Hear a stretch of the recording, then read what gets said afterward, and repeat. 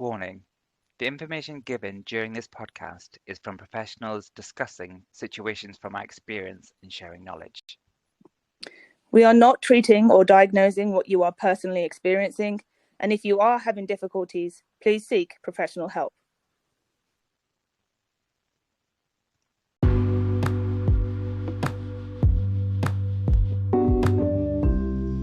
Hello and welcome to It's Not You. It's Them. This series is about getting started All you need to know about finding, working, and finishing up with a therapist.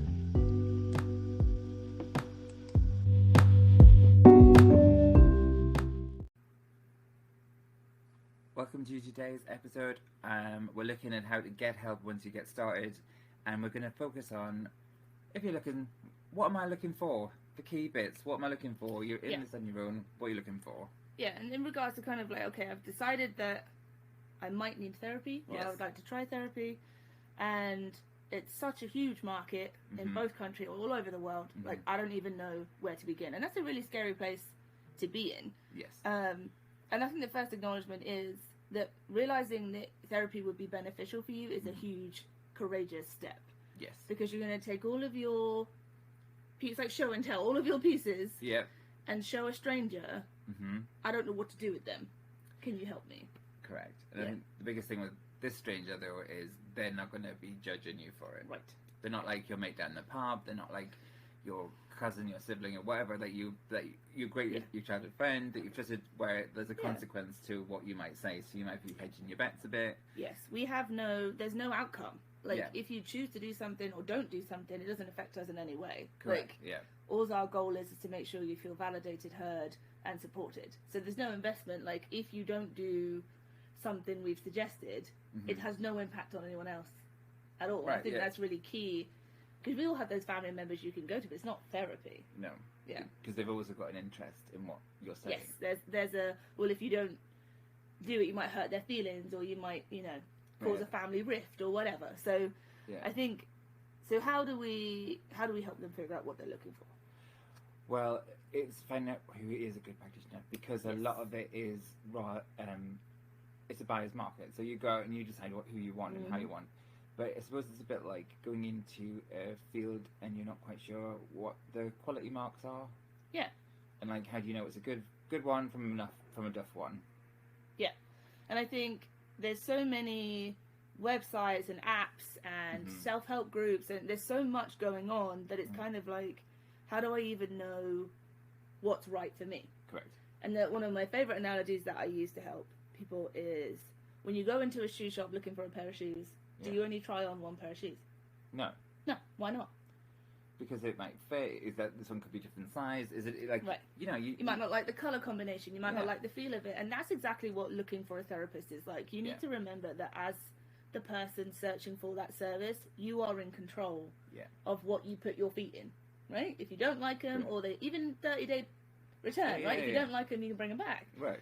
And a good practitioner, I think, you're looking for standards of practice. Right? And what does that mean for a good clinical therapist? Because what you really want to make sure is if you're looking for somebody that A, knows what they're talking about, B, has experience in the issue that you're taking or think you want to take, and has reviewed or approved policies, procedures, whatever, to make sure that you are also protected as a vulnerable person. Yeah. Right? So what does it look like in the UK? In the UK, so I would say what it looks like in somebody in the UK is somebody who has, because anybody, this is going to sound a little bit scary, but anybody can turn around and say they're a therapist in the UK. That is absolutely terrifying. It is terrifying. Yeah. But it's self-regulated. Now, what that means is that to get liability insurance, which as a therapist you need public liability insurance, you have to have some sort of qualification behind it to get that. Okay. And in order to get that qualification, you do have to sign up to an ethics board. Okay. So in the UK, we've got quite a few different ones, but the most recognised one is BACP, is the biggest one. And that's the British Association of Counsellors and Psychotherapists, right? So the BACP. Yeah. And they do have their own website that you can go and check out. And it's important to go to websites where lots of counsellors are. Yes. Because that's typically where those communities of good professionals are at, rather than Gumtree. Like, don't be looking for somebody on the therapist on Facebook. Like, go to those protected, governed sites. Yeah. So BACP is a governed one. In order to get, they run a listing, so you could go if you have your therapist professional number, which if you're a good therapist, you should be advertising your professional number. You should be, yes. You should be transparent. And you can search that professional number on their register to make sure that person is on their register. Yes. So that means you know that they've been through the process. For the BACP, you have to have been studying on an approved course. Yep. And they then put you forward to join the BACP. So it's like you can't just click a few buttons and turn up. You have to be referred by a trusted professional. Which is great. Yeah, which is great. And then you have to submit to like the requirements and the ways of working that's set out by the BACP. Yes. So they're like ethical code of conduct. Yeah. This is how you're committing to X amount of hours continual professional development. You're committing to this way of treating clients. Yeah. Their right to complain, what they should expect. Yeah. So it's very clear what it is that they're signing up and what your therapist should be like, and what values and views they should hold in terms of how they treat you. And I think that's really important to remember. Like, you are the expert in your life. Yes. Right? As trained professionals, we have access to information, knowledge, and skill that we can help you look through your life, look through your stuff, and figure out, okay, what needs to go, what needs to stay, like, what do you want to do, what are you telling me you need help with? You shouldn't go to a therapist and feel like if you don't do as they say, you're a bad client. Right. That's not what it's about. No, because that's like the equivalent of you getting blisters in your new shoes. Right. Right? I'm still wearing them, but I've got to make it through the end of the day till I get home to change them. Yeah. They're ripping your heels alive. Right. And you're not going to wear them again. Absolutely. And it's like, you shouldn't feel like, oh, I'm obliged to do what that therapist is telling me to do. It's like, it might be a suggested course of a way to help you challenge yourself. Yes. To move into a different space, so wherever you're stuck in, you're no longer stuck. Yeah. You know? And I think therapy, what's important to realise with therapy is that it can be helpful in any situation. You don't have to go to therapy if you're in a deep, dark depression. Like, that's not a quantifying factor. No. Like, if you're struggling with the loss of a job, or maybe a job interview, you're aware you are struggling with interview skills, or there's a new family member, somebody got married, and it turns out that they're insane. Yes. How am I going to deal with that? Because my brother or sister, whoever loves them, and I'm going to have to figure out a way to manage my issues. Yes. So it's not, when you're going to a therapist, it shouldn't be like, oh, I have to give up my deepest, darkest secrets for them to treat me. Absolutely not. That's a red flag. If somebody's digging in your past and it's not something that you're just going in with kind of situational stress, like, I just got promoted and I'm having a hard time, I'm not sleeping, I don't know how to manage the stress, that's a great time to go to therapy to figure out some problem solving skills and time management, etc. But they should not be digging in your background with a shovel about what happened to you when you were 8 years old. Right. If there's nothing to indicate. If there's nothing to, indicate that that's where they should be looking. Because it's at your pace, it's at your consent. Yes. That's what we're taught. That's why I definitely was. We were both taught that you work at your client's pace. Yeah. So if you're like this, and depending on how much support you have at home. Exactly. Which I think we'll come on to in a later episodes. I think. So what happens when you put "How do I find a therapist" in Google? You get. Now, the first few ones, results will come up, we'll say ad next to them, so they've paid for them to come up first. Yes. So be mindful of that. I'm not saying that they're not correct, but just be mindful that they've been paid to be there. If you scroll down a few more, you will then start seeing local listings, possibly. Yes. So like local therapists, local mindfulness centers, especially in America, it's more kind of one-stop shop. Yeah. And we'll come on to in a second about the difference between licensed professionals in America and the UK. But Psychology Today is another one that comes up pretty high up, probably 4 or 5 down. And that is kind of worldwide. Yeah. And they have therapists, social workers, professional psychiatrists, psychologists, and they have their profile, what they do, what they cover, what insurance they take, if they're co-pays, if they're private pay. Yeah. And what issues that they cover. Now, some of them have videos. Which I think is amazing. And also just to point out, to be classed as a verified therapist on Psychology Today especially from the UK side, I had to submit my ID, my insurance document, and my qualification. Yeah. So to me, I think that's a very good way of thinking. If they're there and they've been verified, they've supplied at least these details, so they're legit. Like gatekeeping. Yeah. So all of the therapists who are on there have supplied these documents, and it's been approved. And they're legit. They're legit. Yeah. So I think that's like what we're saying, like when they're round together in gatekeeping, it's important to remember that bit.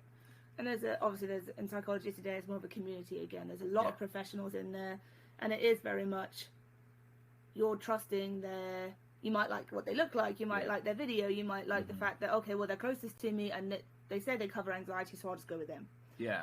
And if it doesn't work out, it's not you. Like some people I know go to a counsellor, they felt the counsellor didn't get them, and then they're scarred from therapy for forever. Yeah. Again, with the shoe thing, right? If the shoes don't fit, you got 30 days to return them. Yeah. Take them back. It just wasn't a fit because there's a lot of combinations to be. I mean, majority of people will click, and you'll trust if you're with your intuition, you'll probably find the right one, and it might take one or two goes, and actually this person's pretty sound. But if that connection's not there, they might look good on paper, but just that connection it just isn't didn't working. click. Yeah. And that's okay. It is okay, and some of the times it's supposed to be like that, because if you don't fit, you don't fit, which means the work is going to be harder. Yeah. And it never should be harder for you to get help. And I think when, particularly British people, I am British as well, but like, if it didn't work one time, we don't want to bother anybody else. Yeah. But it's also not, I think therapies in the UK is not that openly talked about. Nope.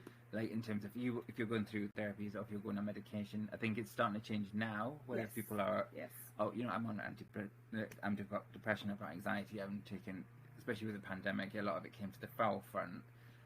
Just being able to talk about it. So I think whereas you'd be doing it a lot in isolation, and then also be a little bit of shame around that I've tried something, but I'm not gonna advertise or talk about it. Which I understand. Yeah, and I think sometimes if you've gone to your doctor in the UK and you've been referred and you've waited on the wait list for 6 months and you've done the online 6-week course of CBT in the meantime, and you finally get to somebody and they turn out to be a muppet, that's really heartbreaking. Yeah. And like you held on for this long, and it's like, this is why I didn't do it in the first place. Yeah. And that's really it's harder in the UK if you do it that way, I think, and trust in the system, because the system doesn't work. But in the US, there's a lot more choice. I think it is harder with insurances. Like therapists do have to prove to insurance companies that this person is still dysregulated enough to need additional sessions. And some of them can charge an extortionate amount of money. And that's really because you only get a set amount of sessions for the insurance company. And after that, well, you're going to have to wait till next year till your insurance kicks in again. And that's really hard. I think, especially if you're halfway through something. Yeah. And then you have to wait. You have to wait. Or pay for it yourself, and you're looking at $250 up. Which is a lot of money. It is a lot of money. And it's not money that most people have lying around. No. Yeah. Whereas, like in the UK, though, we've got access to different ways of it. Because a lot of employers will have employee-assisted programs. Yes. So you can have you'll have a phone system, and then they can possibly refer you for 6 sessions through them, which is a possible option. And there is also a lot of charities that have free sessions. Yes. Like we met through a bereavement charity. Yes. Yeah. Which was donation based, but there is some ones that run for free depending on your age, young person, whatever. There doesn't seem to be that much of that over here in the US. So I know like Salvation Army in the UK, Samaritans, Life Changes, Cruise, like any of those, you can. They're on sliding scales, and you're looking at £5 a session if you. That's all that you could afford, which is great for people that are in that low income, which is usually additional stresses as well. Yeah. But there's not that over here. It is very much figure it out. Because I suppose the way that's different is we have students, a lot of counselling students, and you have to do your placement hours. And I think having them charities is a good way of getting them. Like schools and colleges and universities have access to some sort of their like counselling service because of the pressures. I mean, that makes sense. That makes sense. And I think so. The standards of practice that are different. So you mentioned earlier about needing to have, if you're going to be on the BACP, which is in standards of practice, which is very good quality, like a quality assurance stamp, right? Yes. What happens if you don't subscribe to the BACP? If you don't, how do you know the person is worth their salt? Because there will be an equivalent. So there's a national society of counsellors. Yes, NCP. It's been a while. Is that car park? Is it a car park? But there's definitely one that. But again, it will look similar to BCP. There'll be a long list of them. And they'll show you the ethics page and what have you. And the British Psychology have one. If they don't, but there will be a major sort of kite marked thing that they attach to. If they don't have that, and if they're not listed on one of these sites, I would become a little bit more cautious about what they're signing up to. Yes. Because all of them ethics things have a procedure for complaints. Yes. Which is really important. Yeah, it's important because, again, you know, this is all set up to prevent rogue therapists just doing what they want and people overstepping and not knowing the boundaries. Every code of ethics, no matter what country you're in, is do no harm. Right. Right? And if you are coming away from your sessions feeling belittled, like that you've been interrogated, that they're just not getting it, that when you've raised your concerns they've been quashed, that is a problem. Yes. And even though it's not your job to save everybody else, right? So even if you felt like, but if you feel like this is not okay, then the therapist or mindfulness, whatever the center is, should have a right to complain. Right. And the right to complain is not you whining, it's you saying, I didn't feel safe. Right. And that's important. That is important. Yeah. Like, because if you didn't feel safe, you're probably not the anomaly. Yeah. So I think in the US, even on Psychology Today, the minimum standard is kind of master's level or above. Master's level degree or above.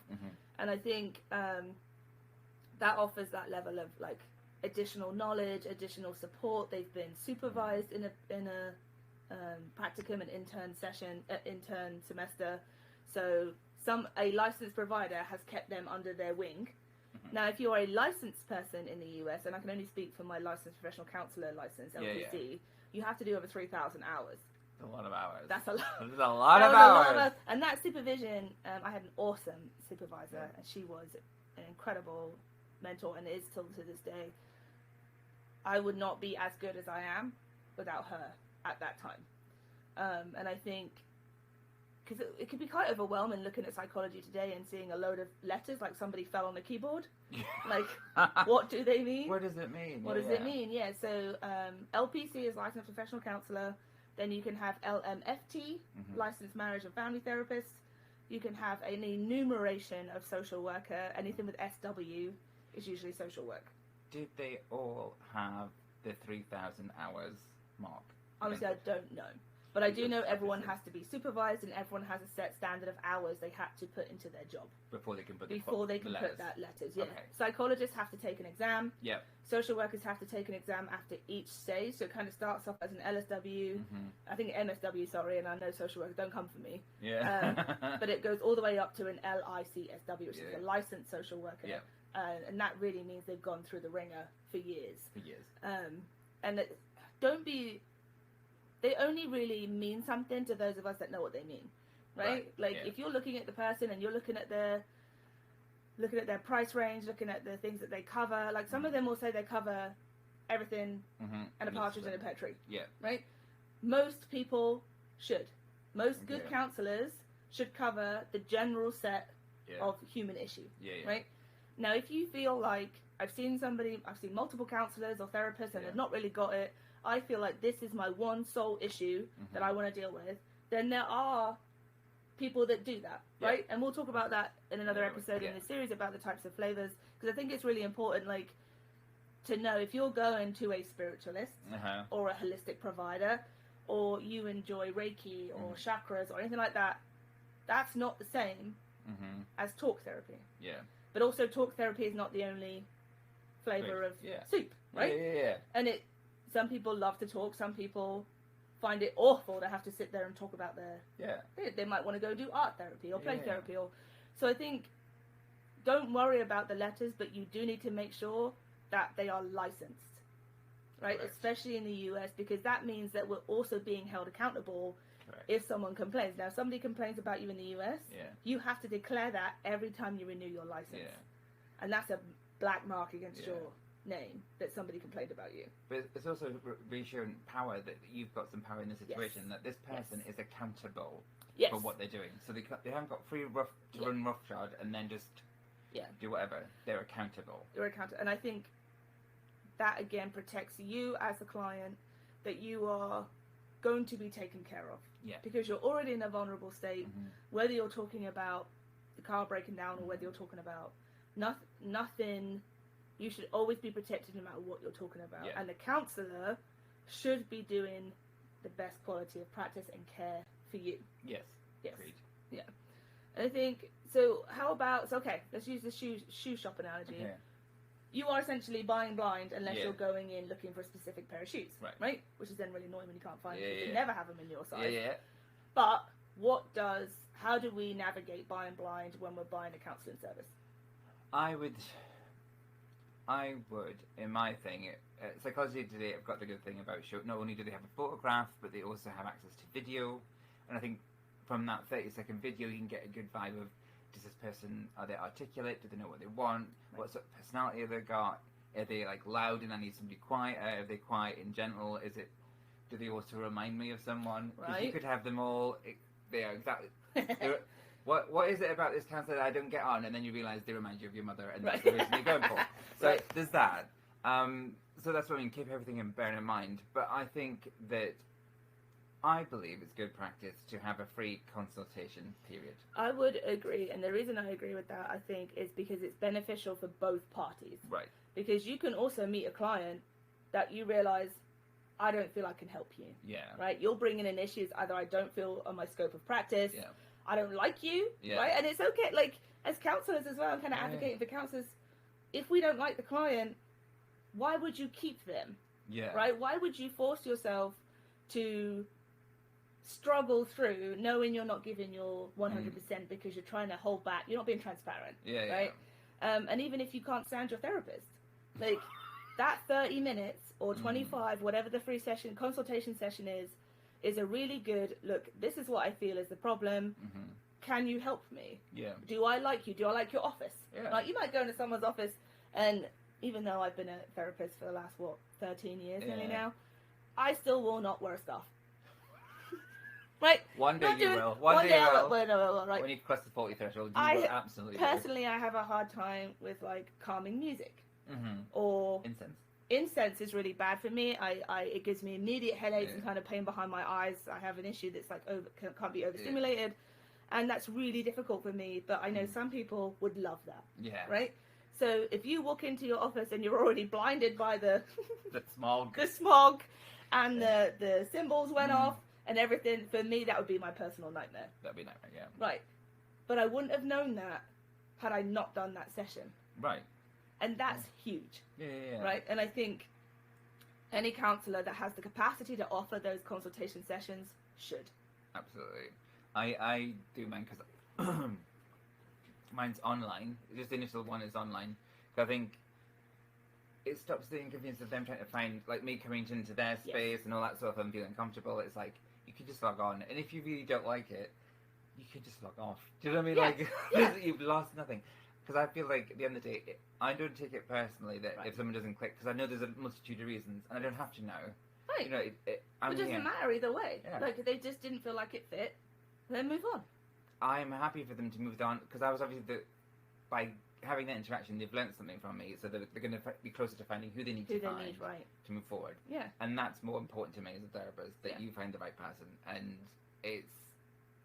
I 100% believe in these consultation sessions, because how else do you, otherwise you're just parting with sometimes what could be classed as a large part of money. Yeah, that you don't have. Like, you've managed to get yourself financially into a position like, okay, I'm going to make sure that on the 7th of the month I've got that $50 or whatever for that session if you didn't do the consultation, and you're just going to pay it out. Yeah. It can feel almost resentful, like, well, what a waste of money. What a waste Not of doing money. that again. Yeah, and Yeah. it's a big, it's a Commitment. it's a large commitment and expense. I think Yeah, no, to it is. to not have made them accommodations to allow Yeah. that person to see Yeah. what they're gonna get. Absolutely. So I totally understand why people might have done that once, but how do I get around it? That's why I would err on the side of there is an element of free or being able to find out what that person's like. Yeah. You know. I think with that, like, in some therapy, you know, obviously because of COVID and kind of the world changed over the last 2 years, that we have counselors offer flexible options. Yes. Right? If you're in a small town, it could be really hard because everybody knows what the counsellor's office is. Yeah. Right? If you're coming in and out of there and someone spotted you, most people don't want to deal with that. You don't need no one going in there. Oh, I saw you down the counsellor's office. Mind your business. Yeah. But the telehealth services, like, being offered that option, I think, even if you sat in your car and talked to your therapist, nobody knows you're doing it. Right.